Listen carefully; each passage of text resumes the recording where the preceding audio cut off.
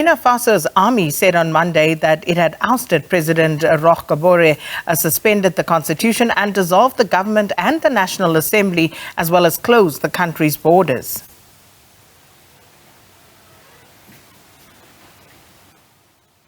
While President Kabore's whereabouts are unknown, the ruling People's Movement for Progress party said in a statement that he'd survived an assassination attempt. The party also said the president's private residence had been ransacked and that the national television and radio broadcasters had been occupied by the army.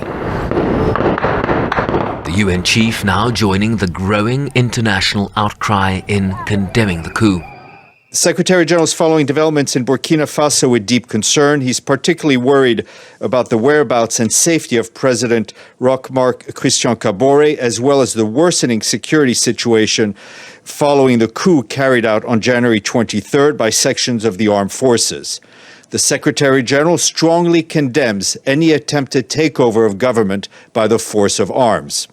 He calls on the coup leaders to lay down their arms and to ensure the protection of the physical integrity of the president and of the institutions of Burkina Faso. Protests against the government have gained momentum over recent months, in large part over economic conditions,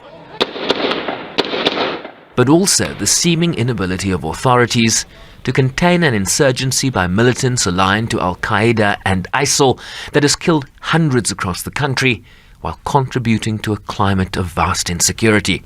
More